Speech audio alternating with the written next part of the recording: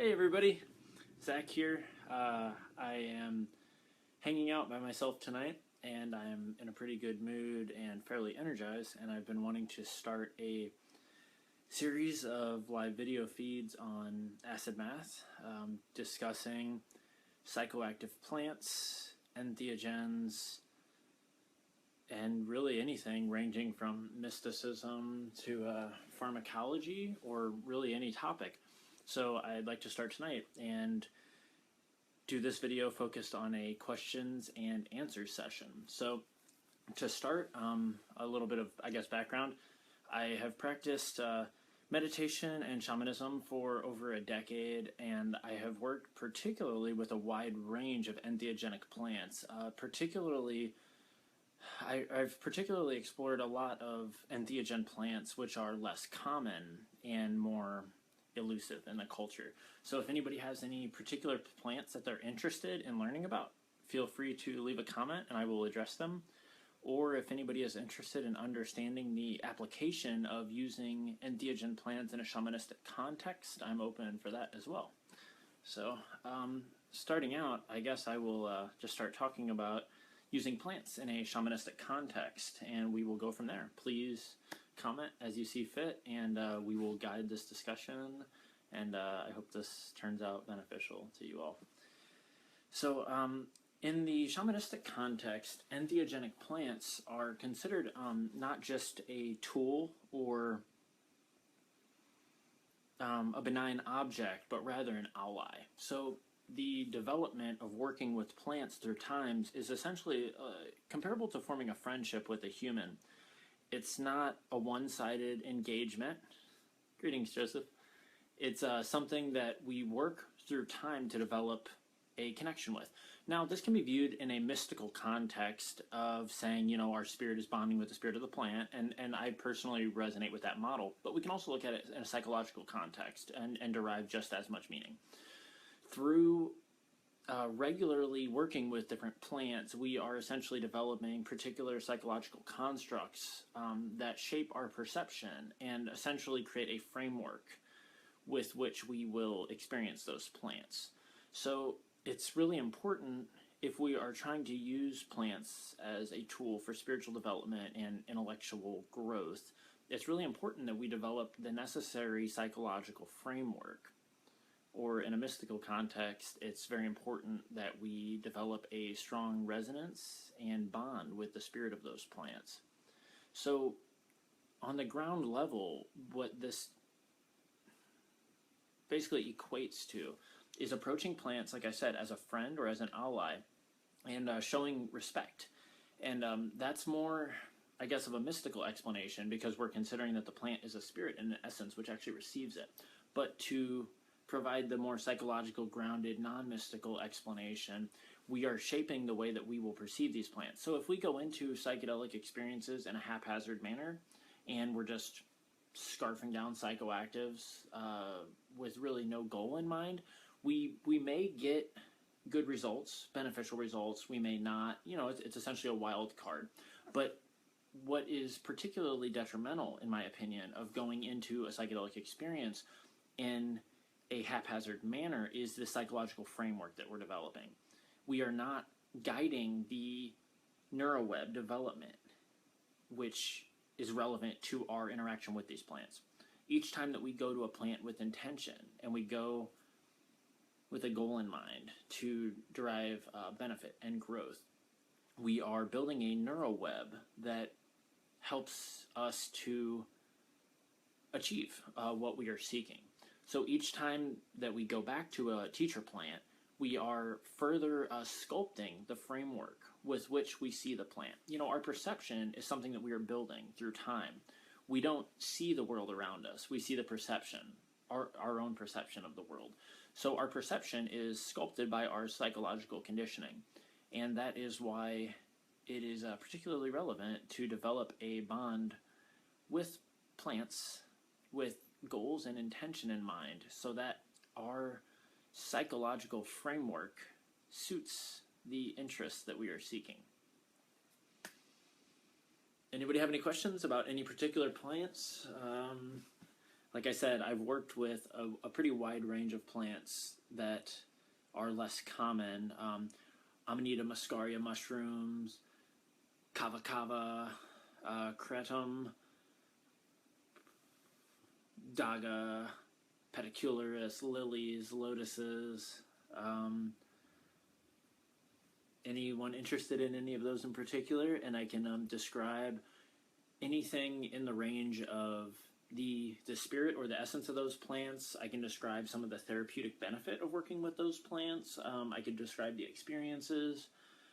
If anybody's interested in combinations of plants and the alchemy and pharmacology involved with mixing different plants, I'm open to that. I'm seeing some more viewers on here now.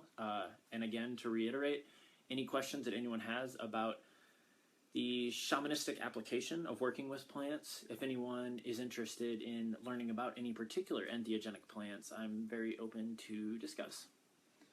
All right, Joseph is asking, do you like Amanita muscaria? I've only read trips that sound intense and not very friendly. Good question. I'm very glad that you mentioned Amanita muscaria. That is one that I am particularly resonant with and I have derived huge amounts of benefit from. 5 to 10 grams is probably... It depends on the potency. See, Amanita really varies a lot for different sources. So mushrooms from one part of the world might have a particular potency, but per weight or per gram, and it might be very different from a different part of the world. So it's really hard to say for me, off the top of my head, a suggested dosage. But what I can say is that Amanita is a very misunderstood plant, and I made a video in particular focusing on Amanita and trying to clear up some of the misconceptions. It kind of gets a bad rap because of the fact that the pharmacology of the plant seems to affect people very differently. The pharmacological reactions that we have seems to vary significantly for different people. And that doesn't really suit well in this modern culture where everybody wants these scientifically restricted cause and effect correlations, one-to-one correlations. And Amanita doesn't really work like that. The effect that it will give a given person seems to be pretty consistent. I know that when I consume Amanita that I'm going to get a certain result within a range of parameters. However, if I share Amanita with a friend, I'm not going to assume that it's going to give one particular result. Amanita seems to affect people very differently. And I made a post last year sometime about throwing out some percentages in terms of what I see in other people.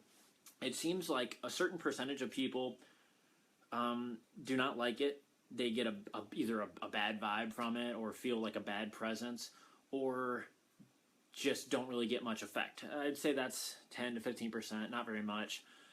It seems like another, let's say 25 or 35% of people seem to get an effect where they notice it, it's pretty strong, but it seems to be more intoxicating, more dizzying and strange kind of drunken-like effects. So when you read about Amanita online, you'll see a lot of references to it being an intoxicant, a drunken stupor, as some people describe it.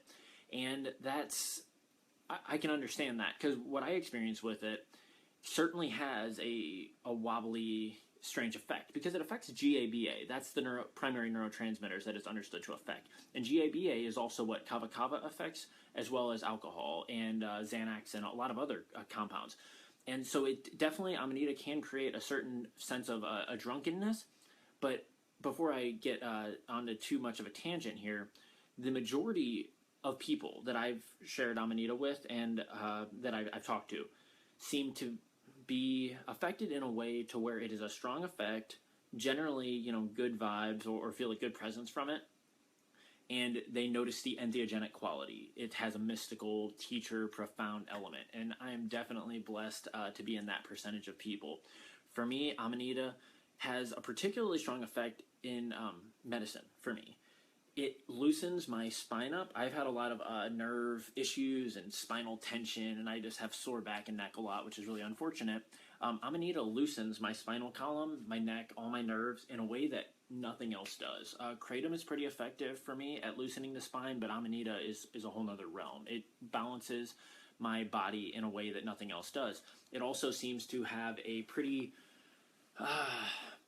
profound ability to reset my mind. I guess all psychedelics kind of do a reset to some degree, but Amanita is a dissociative in nature. It's not a normal psychedelic. It's not the traditional dreamy, or it's not, it is dreamy. I'm speaking too fast. It's not the traditional serotonergic wonderland, everything dancing around psychedelic. Amanita has certain qualities that are very psychedelic, but it is mostly dissociative in its nature. So it creates this out of body, very much behind yourself type of experience. And dissociatives, all the different dissociatives seem to have a common trend of almost like love it or hate it. A lot of people like them, a lot of people don't. I see some other questions. I'm going to address that in just a moment. So I love you guys. I'm not overlooking it. Yeah, Amanita is really a unique and powerful teacher. So I always suggest to people to approach with no expectations, because I wouldn't say that you're going to love it. You know, it's not really for everyone. I consider it a selective teacher is the term that I use for it. It seems like certain people, it just blesses with so much light, and then other people, it just doesn't resonate with. And we can break that down to pharmacology and biochemistry and say that certain people just don't resonate with the biochemistry of it. Okay, let me see. Kara is asking about DMT. I hope you're still here. I know it's been a few minutes. I do not have overly extensive experience with DMT. However, I do have quite a bit of experience with it. Just compared to a lot of other things, I don't have as much. I know DMT is pretty common in the culture nowadays.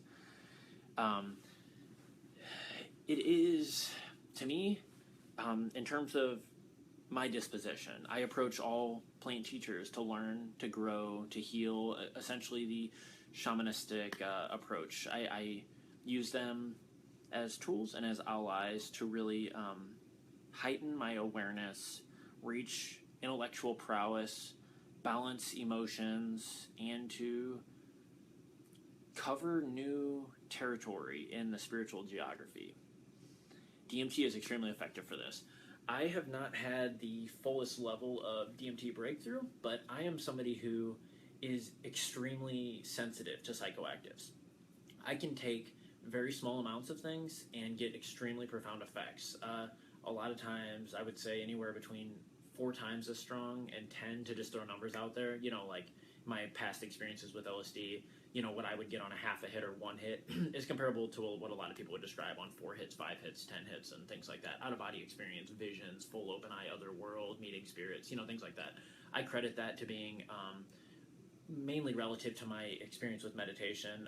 I believe that once you learn to operate the spiritual vessel through meditation, and once you learn to really access the psychoactive potential of the mind itself, I think that psychedelics just become this diving board that you can just blast off into these other realms. So on that note, DMT for me is an extremely profound medicine. I've had the ayahuasca experience twice only. For whatever reason, I haven't been called to that too much. I had one experience that was not very strong. I prepared that when I was a lot younger. And one experience that was way too strong. I took way too much, and I was not in a good context. So I don't have a whole lot of experience with Aya. Smoked acacia, I do have a good amount of experience with in small doses. And for me, what DMT does, a lot of people use it just as a means of just, you know, blasting off. And like I said, stressing the shamanistic context and the value of really developing a bond with plants, I would encourage anybody, any plant, just start slow, start low, and just develop a connection and see what it does to you. And then and reflect, you know, see, is that effect beneficial for me? How can I change my approach? What context would be better? You know, think of it as alchemy. What variables can you change to really get the most out of it? So for me, DMT, I've only really done in pretty small doses, but what I've received from that has been meeting the essence of the plant, out-of-body experiences, connecting with, you know, what I would consider the divine or like great spirit, strong, you know, visual effects. What I consider DMT to do is essentially transport me to a divine realm. It's comparable to what I get from tryptamines, actually. Psilocybin I have a lot more experience with than DMT, and I really see a lot of parallels between the two. Both of them bring me to a point that I feel is outside of time. I feel that the duality of life and death dissolves or maybe becomes viewed from a different perspective, and I can feel how part of myself is essentially both alive and outside of life, if that makes sense. And mushroom experiences have provided a more vivid exploration of this strange life and death duality. But DMT, I feel the same thing. I feel essentially outside of myself, and it's like I'm existing in a different time reference, and I can feel my life and a part of myself that feels almost like outside of life, if that makes sense.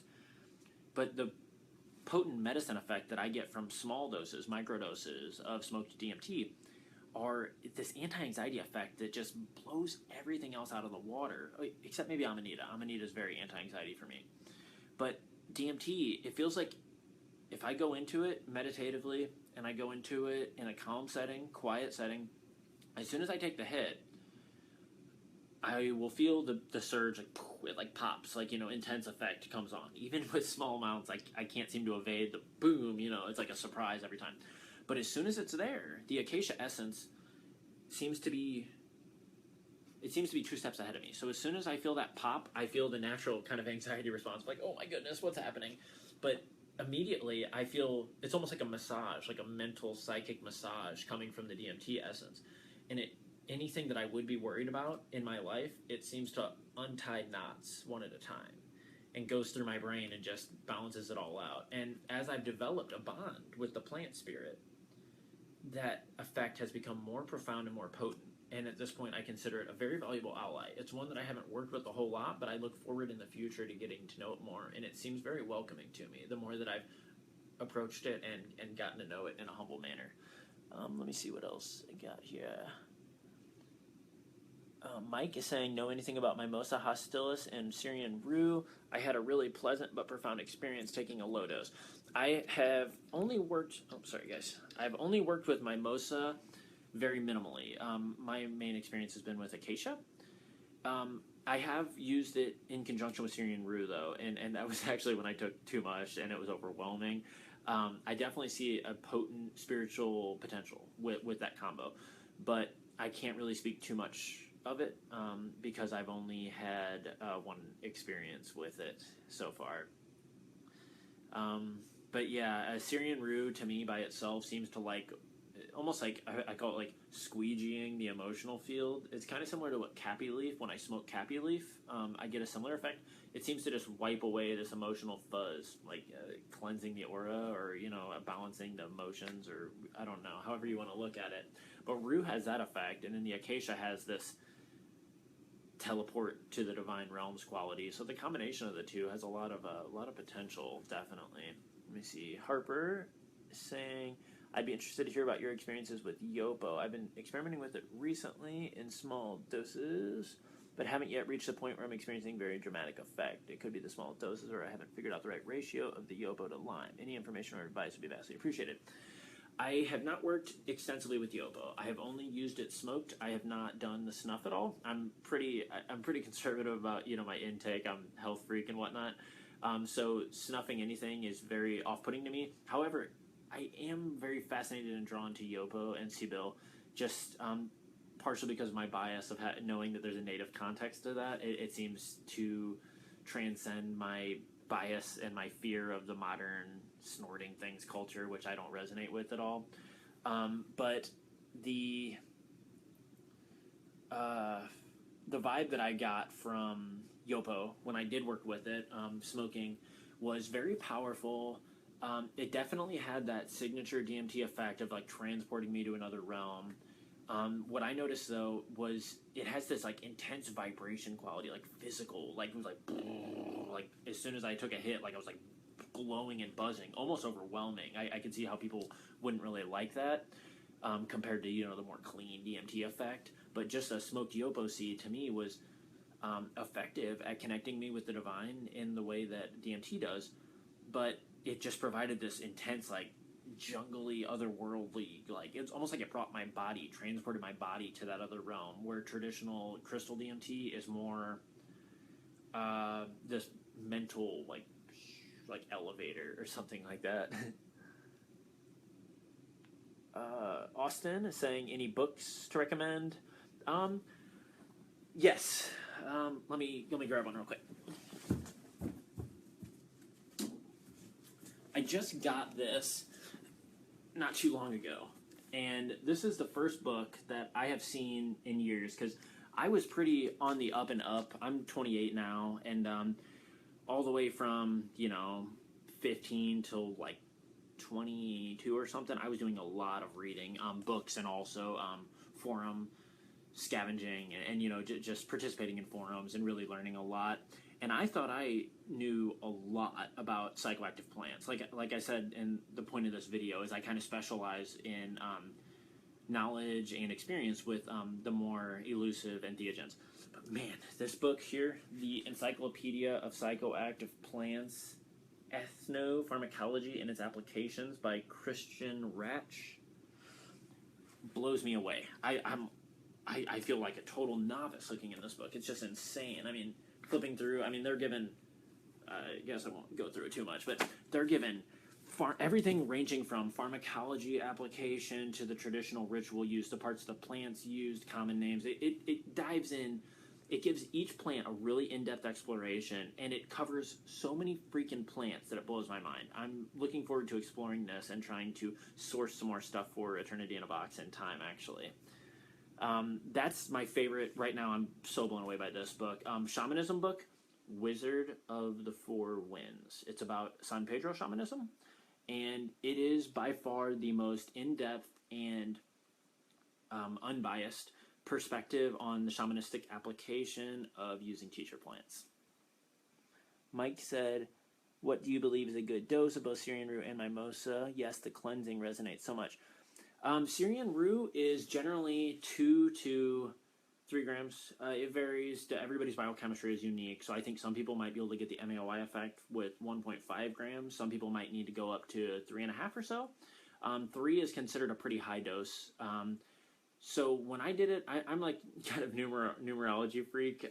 So when I view Syrian rue, I normally do it 2.2 grams or 3.3. Like when I did it in an ayahuasca context, I was using 3.3 grams, which is considered a pretty high dose. But I think that the problem with doing too much Syrian rue or capivine is the nausea, and you get a lot more strong physical reactions to it.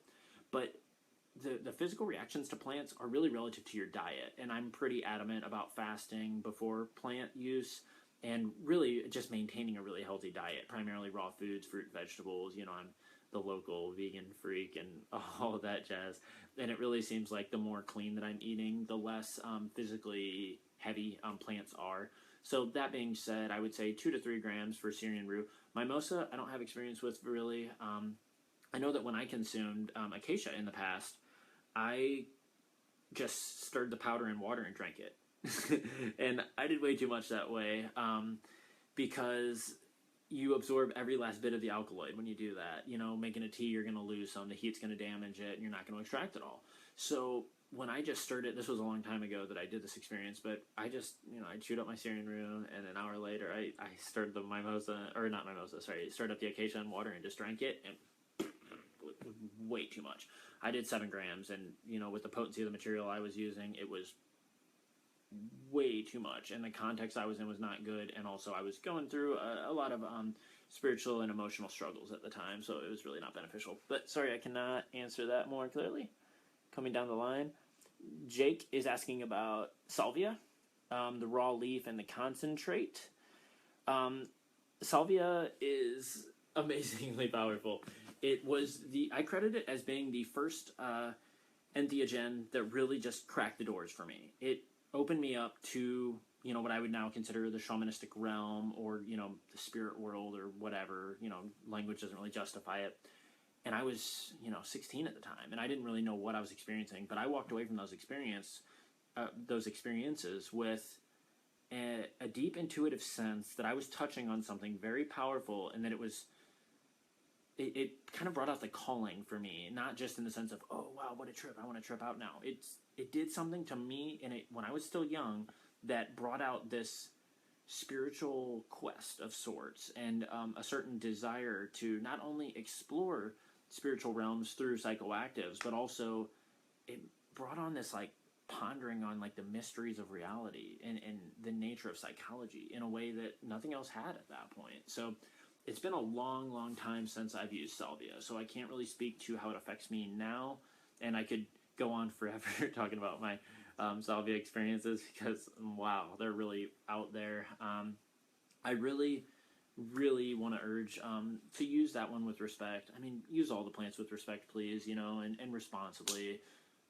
On a spiritual sense, you know, let's resonate and honor the plants, I would encourage.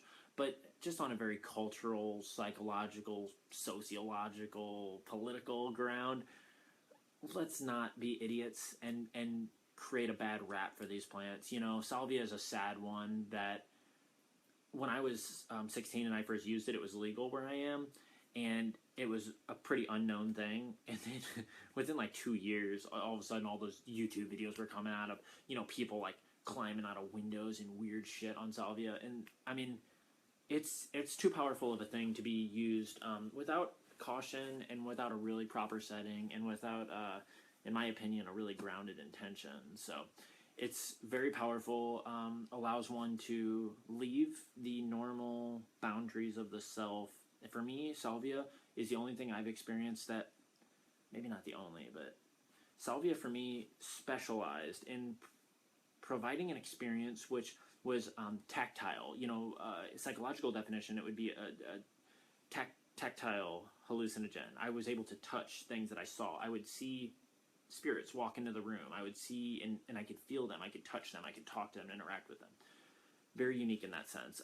My experience with any plant teacher, I'm able to communicate with what I would consider the spirit of the plant and get information and ask it questions, but I normally don't see things that I can walk up and touch. So, I mean, like, salvia is pretty bizarre in that way. So I'll move on a little bit. And any of these things, if you guys want to message me, I'm down to ramble about more in the future. And I plan to be doing these Q&As pretty regularly as my contribution to the SMS community. I'm an admin here, and I haven't been as active as I should be, and it's unfortunate. I've just been really busy with life, and also my eyes have just been getting burnt out from computer use. So I'm trying to get into content production to really help the community, and I think this is a pretty fun way that I can just condense content into, you know, short little half-hour videos or whatever. Alan is asking about shatters. I'm assuming you're talking about dab and hash oil. I haven't smoked in 2 years now, but I did experience dabs, and they were really powerful. And in a shamanistic context and a spiritual context, cannabis definitely for me is an entheogen. It's a psychedelic. It opens up a certain fluidity of the mind and allows me to step outside of my boundaries and really explore certain aspects of my mind, as well as amplifies a connection to spirit. Cannabis is a weird one, though. Not weird, but it's a malleable enough essence. I would say yin, in terms of yin and yang energy, which I'm pretty hip to for anybody who knows me. It's very yin. It's flexible energy. Cannabis is. So somebody can make it into an intoxicant and just get stoned all the time. And, you know, in my past, I definitely abused it at points, which, you know, is unfortunate. But when you're using it respectfully and you're using it as an ally to try to really reach a meditative state, and if you look at the history of it, it goes really far back in Hindu culture as being used as a meditative aid. So it really has a rich history of use as a teacher plant. And in that context, the shatter, which I think I only had that once or twice. When I quit smoking, I was the hash oil was like a new thing in my community. So it was I had a couple of months of just stoning out on it, and then I quit. And it's been 2 years since I've smoked now.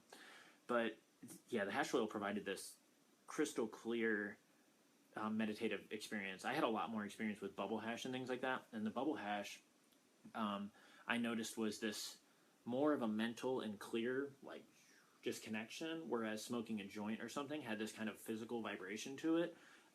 So I think they both have benefit and are definitely great allies to have on hand. Okay. Stacia, book recommendations. I went over the books earlier in the video. This Encyclopedia of Psychoactive Plants that I have is amazing. That's the name of it. There's an old school book called Psychedelics Encyclopedia. That's what it is. I forget the name. It's right on the tip of my tongue. That's a pretty cool old one. Somewhat outdated, I would say, in terms of the knowledge now, but a pretty cool and fun read. It's pretty cool too. I had old 70s copy of that book. Mike experiences with San Pedro. Oh, excuse me. I'm going to drink some of my Brazil nut milk out of this dank new cup I just got. Trippy, right? Okay. San Pedro, yes. Yes, yes, yes. One of my most valuable and profound allies. I have been taught more, I would say that I've been taught more from Wakuma, which is the native term for the cactus, and I try to honor it with its native name, whereas San Pedro is a Christianized term that was adapted by the natives only when the imposing Christian Spaniards came over to South and Central America. So a brief little history lesson there. Anyhow, Wakuma cactus, as well as the brother cacti, Peruvian torch, and Bridgesii, are very valuable allies. What I will say really briefly, because I don't want to leave everybody hanging on their questions, I'm pretty far behind at this point, I'm sure. The cacti are unique in their ability to provide very lucid lessons. It's different, excuse me, it's different than mushrooms and things. Mushrooms are more of this very otherworldly, very physical, squirmy, disorienting in a lot of ways experience. Cactus is this crystal clear meditative connection. In small doses, the Wakuma cactus or other sacred cacti provide this just meditative clarity, and it just clears the mind, and it allows you to really, in my opinion, feel intuitively what is right for you, and that's where the true benefit of the cactus comes in. I had read years ago that natives say that peyote allows you to see God's path for yourself. So I believe from experience that this is a pretty applicable phrase for it. Cactus amplifies intuition and connection to spirit, in my opinion. And through doing this, we are able to feel essentially what seems to be like a magnetic resonance of all the probabilities and potentials in front of us. And it helps to illuminate the potentials that are most harmonious and most beneficial to our development, as well as most honoring to spirit, in my opinion. So I'm going to move on. And cactus, I can talk about all day. So please come back next time I do one of these. Nick, experience with trident or crest. I'm not sure if that's some code word for psychoactives that I'm unfamiliar with. It sounds like toothpaste, and yeah, I don't really know what to do with that. Yeah, you can definitely comment back. Harper saying, also, advice about the Amanita muscaria. It's one of the entheogens I personally resonate with most strongly. The first time I tried it, I experienced the mental reset you mentioned in a very big way. It's been one of my dearest teachers ever since. So glad that you have benefited, my friend. It's definitely a really profound ally for me as well. Salvia, Jake, it looks like you said yes, thanks. So you probably chimed in once I started talking about Salvia. Datura, I have not worked with it. Well, that's a complex question to answer. I have never consumed Datura, but I have grown it for 9 years now. And I feel as close to the spirit of Datura as I do with any other plant. And I await for the day that it calls me forward to meet with it. But what I urge, and I feel compelled to express, and this is from growing and nurturing the plant for years and just really loving the shit out of it, is that what the plant has expressed to me through just being near it and meditating with it is that it's very serious, it's a very aggressive spirit, and it doesn't want to be messed around with. I'm not saying that it shouldn't ever be worked with or consumed, but I would really, honestly, from my heart and from my knowledge, urge anybody that if you're interested in Datura or any of the anticholinergic valerians, please, please, please grow it and nurture it and just respect the plant and grow it from seed and grow it for a long time. Like I tell people that my own subjective bias, grow it for 3 to 5 years, 5 years ideally, I would say, without even considering to consume it. And this is a way to show your respect to the plant and just develop a bond with it. A lot of people I know that have grown it for years have no intention of ever consuming it, and I can feel that they have a pretty strong resonance with the plant. It's not for everyone. The plant has told me, through my shamanistic work, that it doesn't really fit this modern paradigm in this world. And I think that it has a powerful medicinal application and a powerful application for spirit work, but it doesn't want to be put on any to-do list or to try to experiment with list. Meditate with it. It's great to grow. It's a beautiful plant. It's beautiful to sit near it, and but please don't mess around with it and be reckless with it, just because it's could be seriously detrimental or lethal. It's a poison. Just like tobacco is also a nightshade. That's the class. I don't think it's a genus. Might be a genus. But the family of plants that nightshades are toxic. They can kill you. Tobacco is a toxin. Datura is a toxin. It can be used, like, the same things that are poisons can be medicines, and medicines can be poisons. But what we consider a medicine is something that generally has a harmonious effect on the body, and you have to essentially be excessive with it to derive a bad effect. What we consider a poison is something that generally has a bad effect on the body, and to experience the medicine of it, it requires extreme alchemical precision. I don't want to get into describing how to use anticholinergics in a relatively safe, safe isn't the right word, because they're dangerous no matter what, but I do have a pretty good understanding of the alchemy of the plant, and I have input that I provide to people who are approaching it respectfully, and I'm happy to share that with somebody if we talk for a while, but I'm not comfortable expressing the methodology of using that plant in a minimally harmful manner right here, because I don't want to give anybody any opinions, and I definitely don't want to make it come off as though there's any real safe route. Anticholinergic deliriants are very dangerous and should not be consumed or approached unless one feels a strong spiritual compulsion and one follows through with reassessing that intuitive draw over time. Thoughts on peyote and the proper environment of it, Andrea? I talked about Wakuma cactus and peyote. I will speak the same about the right context. I think that, nature is huge for mescaline experiences in my experience. Quiet meditative context, but cacti are so lucid and so beautiful that really what I would encourage is start out in a quiet context, start out with a spiritual meditative environment, and then just listen to the cactus. If it encourages you to go walk around or, whatever, follow your heart and do what feels right. In my experience, the cactus is a very versatile plant, but it's very constrictive in the sense that I feel like it really is not recreational, and it shouldn't be forced into any recreational context, in my opinion. LSD is a little bit more versatile. You can, do it and adventure into the world and, do fun stuff. Cactus, I'm not saying that's wrong to do that. I don't think anything's inherently right and wrong in this field, but I would definitely encourage everybody to develop a unique connection to any plant teacher and then ask the plant what is right and what is appropriate. Because the cactus can be very forceful and aggressive if you're not being respectful to it, in my opinion. But as long as you're being respectful, it is the most open and lucid and free-flowing psychedelic that there is. So, yeah, start out spiritual, start out quiet, meditative, and just listen to the plant, And if it encourages you to go walk around, or, I've gone on bike rides and things with cactus, and it's beautiful, and it's been really healing for me. Stacia saying, completely agree about the salvia thing, abused way too much, but if used correctly, unique and informative. Totally agree.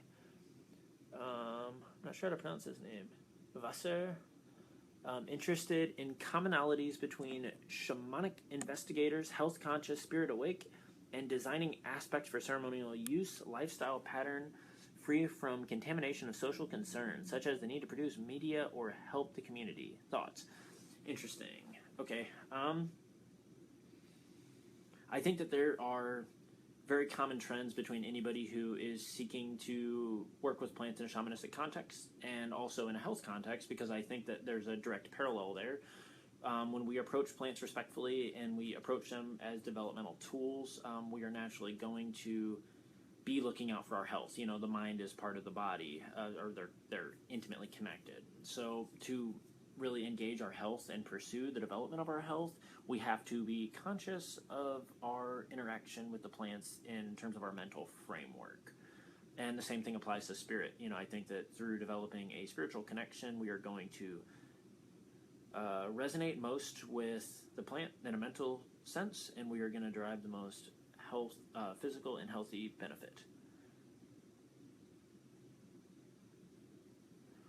In terms of a lifestyle platform free of the contamination of social concerns, I think it's really just important to develop a harmonious connection with the plants, and all the information and the guidance will come from the plants. The more that I approach respectfully and the more that I get to know each plant, the more that it speaks loudly and can help to guide me. So, social contamination is definitely a common element in our world. But I think that meditation is a really valuable tool to help override that, clear your mind and just feel it out, when plants are applicable. And also retrospective analysis is really important, have an experience and then think about it for a while, mull it over and see, what you can adjust. Maybe a certain thing didn't feel right. Maybe you should do something slightly different, just feel it out and develop it. Hope that was helpful. Joseph asking about Brazil nut milk. It's super healthy. I have a video on YouTube explaining how to make it. Basically Brazil nuts blended up in water. This one I put lavender flowers and stuff. Super good. Brazil nuts are rich in selenium as well as other minerals, so it's just healthy, raw food goodness. Robert, thoughts on DMT? If you go back on the video, I talked about DMT pretty extensively, so feel free to, it's probably in the first few minutes.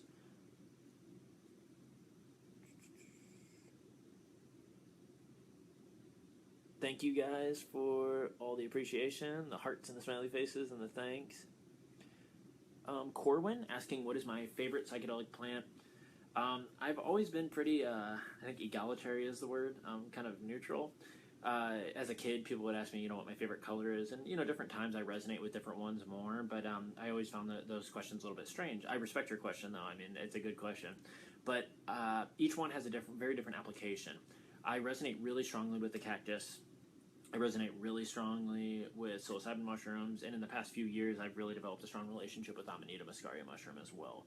But to say that any one is my favorite over another doesn't quite feel right. I tend to go through waves. I will, feel drawn to use a certain plant, and over a couple of months, I will use it semi-regularly, and then it seems like that'll fade out, and then another plant will come to the surface, and I meet with that for a little while. So they all have a very special place in my heart, and that's partially why I feel compelled to make this video series, that I want to do these semi-regularly, because you guys are asking about a lot of good questions, but you're asking about a lot of the more semi-common, I would say, entheogens. A lot of the more, the more rare ones or misunderstood ones aren't being brought up quite as much, and that's cool. We can cover all of those at another time. But I've explored a lot of them, and I love them all in different ways. Oh, nutmeg. I'm sorry. It might have been you asking about nutmeg down before. Sorry, I passed that question up. I have used nutmeg. I've only used nutmeg, I think, 3 times or something. And honestly, it developed a really special place in my heart, like right off the bat. And Joseph, I will come right back to you because I actually skipped the question about nutmeg earlier, so I'm trying not to be biased here. Nutmeg is, in my opinion, a magic plant, and what I mean by that is it had this very strong feeling of opening the doors for spiritual travel, and not all plants do that. In my experience, mugwort and wormwood and things like that have this certain kind of magic quality to them as well. Nutmeg seemed to really open these magical doors. I had one experience where I took, I think it was a teaspoon of it, and I made a tea, and I did not drink the solid matter. On the note of nutmeg, I want to really urge caution. It is a toxin, and it can be deadly. You have to be really careful with that one. This exploring entheogens is really serious business. Some of the more common ones, mescaline, psilocybin, they're relatively safe. You can't easily overdose. Some of these other exotic ones, you can. You really need to be safe. And when you read about, on Arrowhead and things like that, about nutmeg, you'll see a lot of bad experiences because it's a freaking toxin, and people just scarfing it down trying to get fucked up. And yeah, I mean, you'll get sick. You can mess your liver up probably permanently. But anyways, from my experience, Doing it as a liquid, making a tea out of it, and then letting it steep for a long time, the nutmeg will settle to the bottom, and then the top liquid can be drank, and it seems to really minimize the toxins. And there's some pharmacology wisdom to that. I think the water-soluble compounds are not as toxic. I'm a little bit rusty on my nutmeg pharmacology right now. It's been a few years. But I found it really valuable. Nutmeg is weird because when you consume it in this way, it takes like 6 hours to come on, and then I think the primary effect was from like 6 hours to like 12 hours or something. But then the whole next day you feel it, then the day after that you're still glowing. It's weird, it's very weird. So I would really encourage anybody to start really low on it, and get high quality organic nutmeg and grind it yourself. It's a little bit difficult to grind it, but don't just get the stuff from the store. The stuff from the store that's powder, you're just going to get a lot of toxins and little to no psychoactive effect. Like, please don't do that. It's worth reading about the essential oil use of nutmeg if you're interested in it, because the little bit of research that I did, or not a little bit, but when I was doing a lot of research on nutmeg, it seemed fairly factual that the essential oil contains less of the detrimental toxins than the plant. So consuming essential oils is a dangerous thing of itself, but certain ones, can be used internally safely. But again, please don't, be reckless with any of this stuff, any of you guys, because I don't want to be, the one that's suggesting anything reckless. I think approach everything slow, get to know, see how your body reacts, be conscious, be cautious, respect your body, respect your life, love yourself, Anyways, I use nutmeg essential oil on a couple occasions, and I kept the dose pretty low because I was just getting to know it, and it was cool. It was really weird. Nutmeg has this really dreamy quality. The visuals reminded me kind of LSD. Everything had this like kind of golden hue to it, and things kind of had a certain bendy nature, but it was weird because they didn't exactly like dance like the traditional kind of mechanical LSD kind of motions. Nutmeg, things seemed to like take new patterns and shift, but with no transition. I was looking at this tree going into this trance, and it was like I started seeing these forms, like people and symbols and things on the tree, and then all of a sudden it was like different symbols, and then different symbols. And when I would go into the trance, they were shifting quite a bit, but they weren't like moving from one to another. They were just, it was always just different. It was like flipping pages of a book or something. Really cool, though. Yeah, another thing too, before I move on, nutmeg oil, or nutmeg in general, alongside of German chamomile, there's some pretty fascinating pharmacology there, and I'm not going to say to do it, but it drastically changes the experience and makes it more close to a traditional psychedelic, so worth reading about there.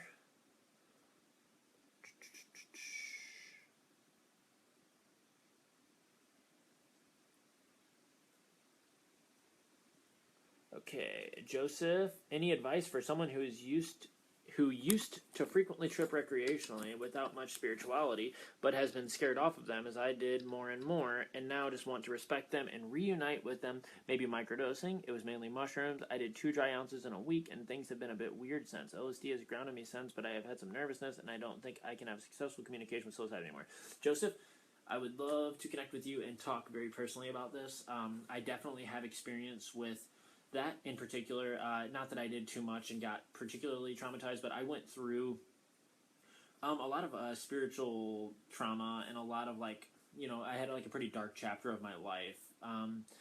And during that time, I had a lot of experiences that were very startling and scary because of the psychological context that I was in.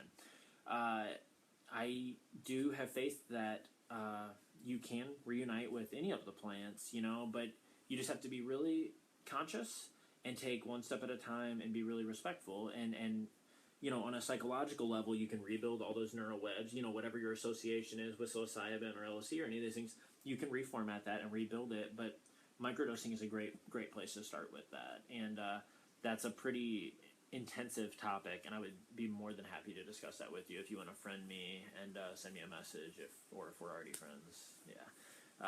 Because it's definitely achievable. You can. The what I've learned with plant teachers is they all have a different essence. So some plants are a little bit more aggressive than others. Some are just very nurturing and loving. Psilocybin in particular is kind of somewhere in the middle. It's very serious. It doesn't really want to be fucked with, in my opinion.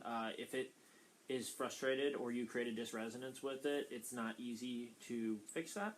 But it's also very grounded and neutral feeling the essence. So with the right reformatting of your mind and really just, I believe that if you develop discipline and reverence in and of yourself outside of using those psychoactives, just basically amplify your life, raise your vibration, in new age terms, or just refine yourself, you know what I mean? Make yourself bright, make yourself happy, and find that happiness and that groundedness outside of the psychedelic experience. And then maybe you very well could reapproach psilocybin and develop a totally new bond with it. It's a very loving plant, and it's never too late to, form a bond or to reformat something. So don't be too afraid of that.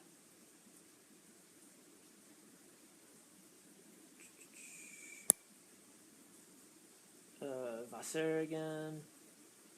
How do we keep consistency of the lessons being brought through this study? In the past, there have been communities formed around platforms of reality engagement. I often feel as though the shamanic community is rather haphazardly compiled and there is no path to any identifiable goal. Thoughts? Good question. And I do see your grammar, you're from another country. That's cool, but I'm pretty good with language, and I do get what you're saying. Just a moment.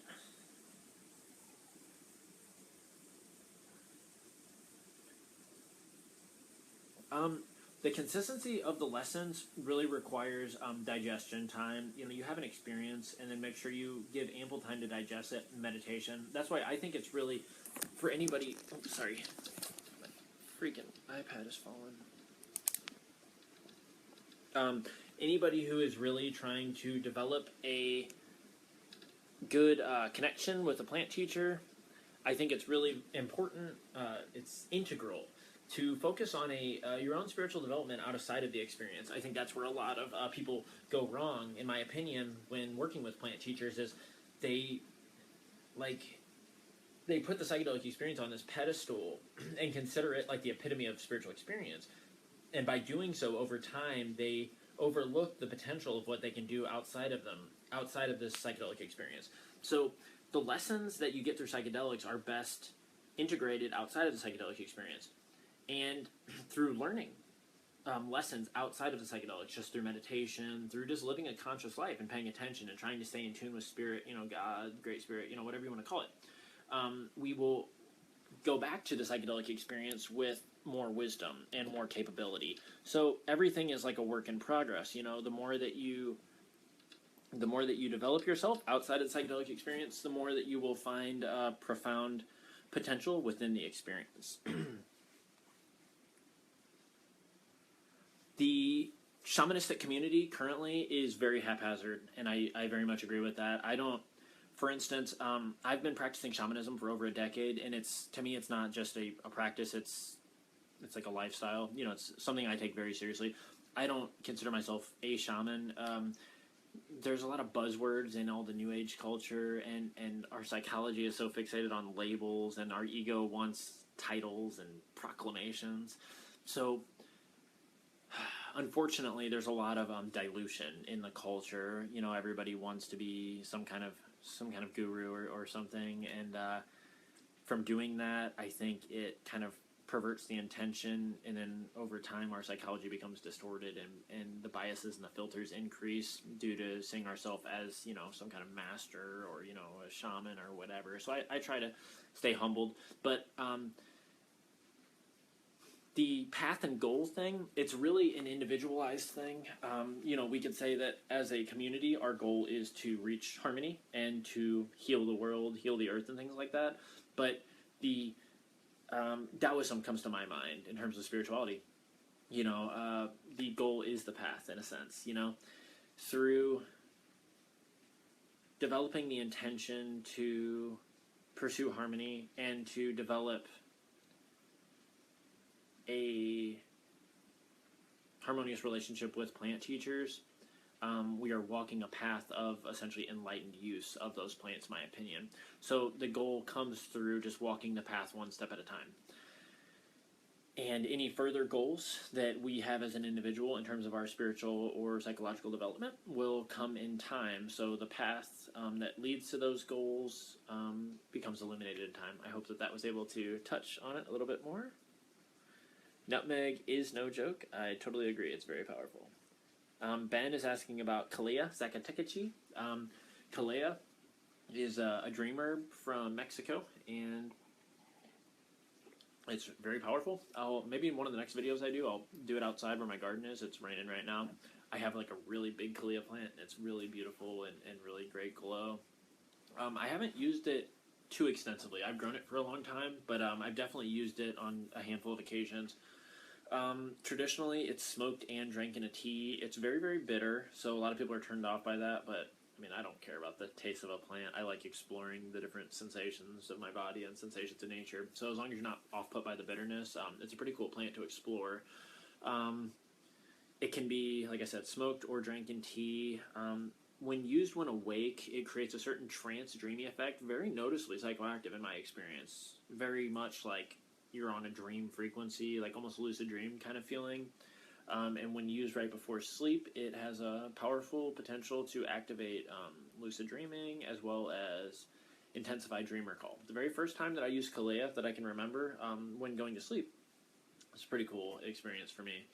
I was starting to drift off to sleep, and I had like a little cigarette of it rolled, and I was puffing on it, and then like I set it down or whatever when I started getting really like tired and trancing out, and excuse me, I all of a sudden like I tranced out and started drifting away, and I was I'm in the dark in my room, but I guess there's little bits of light in the room, and all of a sudden I was like, it was I guess what I can describe as a hypnagogic image in terms of the terminology. And I was I saw like the light reflecting off something, and I was like, what is that? But I'm like half asleep. I'm not like awake, like, investigating. I was just kind of drifting. And all of a sudden I'm like taking in something. I'm like, what is that? And I start focusing a little bit while I'm half asleep drifting away.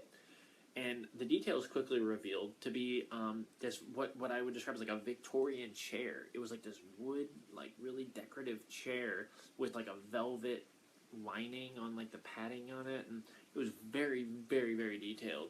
And like I didn't even really acknowledge it. I mean, I was looking at it, but I was still digesting, and it didn't strike me as strange. And I was just looking at this chair, and then all of a sudden I kind of like I was like, holy shit, why am I seeing a Victorian chair? And I kind of snapped out of it. But I noticed I was like 1 foot in the dream world, 1 foot awake. And that's pretty profound. I actually look forward to working with Calea more in the future.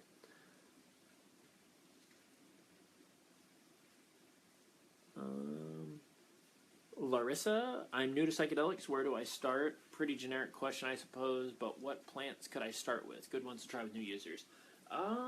Really good question. I would say that it starts really with the meditation experience. I would say, ground yourself, get focused internally, and just really try to develop your intention and really kind of pay attention to what your mind is doing on a regular basis.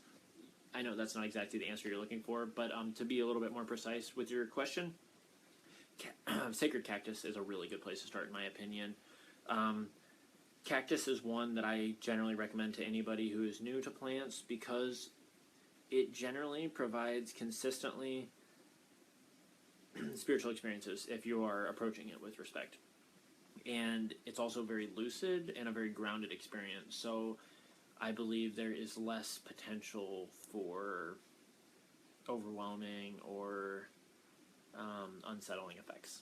So, and beyond that, some of the more like chill or less psychedelic entheogens, lotuses and lilies and kava and all the Eternity in a Box stuff that I'm really versed with. And I guess on that note, I can say the Eternity in a Box stuff, the teachers we sell is not for consumption, but they are definitely valuable for meditating beside. I gotta put that legal disclaimer in there. But a lot of the more mild plants, kava is one that you can consume legally, so that I'm not worried about. But kava is cool. Lotuses and lilies, wild daga, things like that. That's a great place to start because it'll give you a feeling for what a plant can do to the mind. It can develop a connection to an entheogen, and you can kind of get a feel for the personality of these different plants, but they're not going to bring you totally out of your mind, whereas the cactus and the mushrooms and LSD and things like that have the potential to bring you really, really far.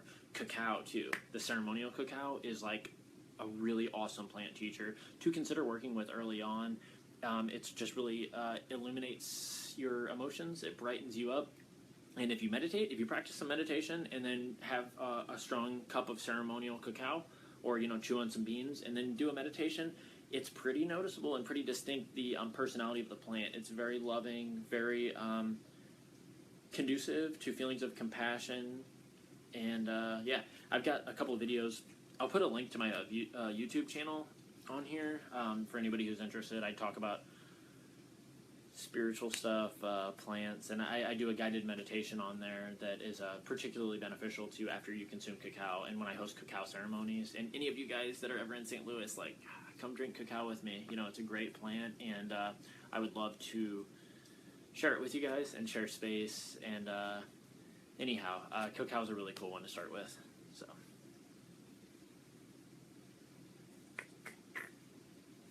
Ryan says, pretty unrelated, but I really like your dreads. How long have you had them? How did you start them?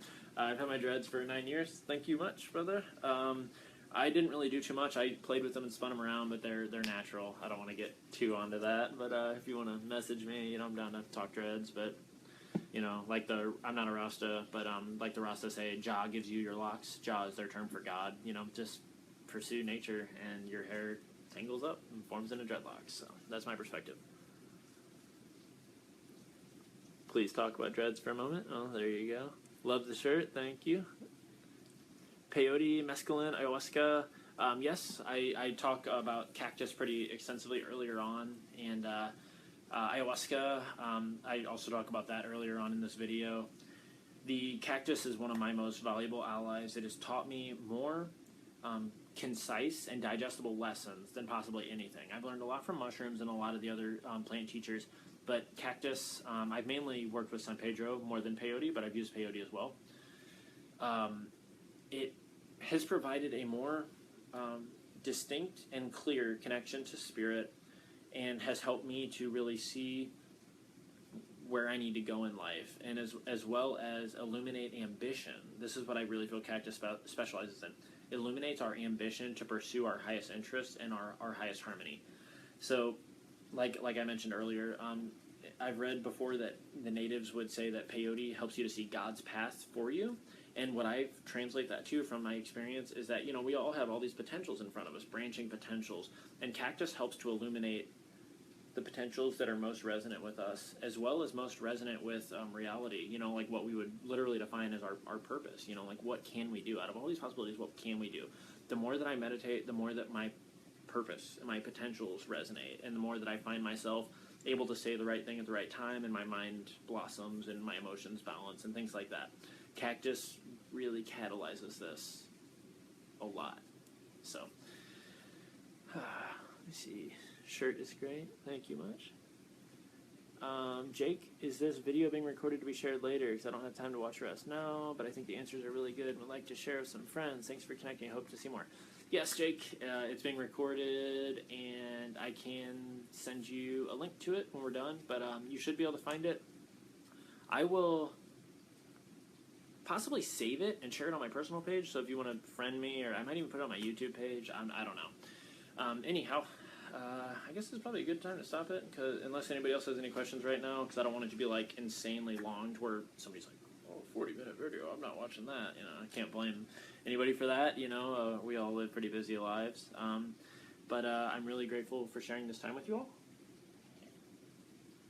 And I intend to do this semi-regularly, so ponder on some good questions, and feel free to message me anytime, and I'm down to talk about this more. And yeah, much love, my friends, and I wish you all the best on your pursuit of harmony and your connection with plants. Let's work together and make the world a better place.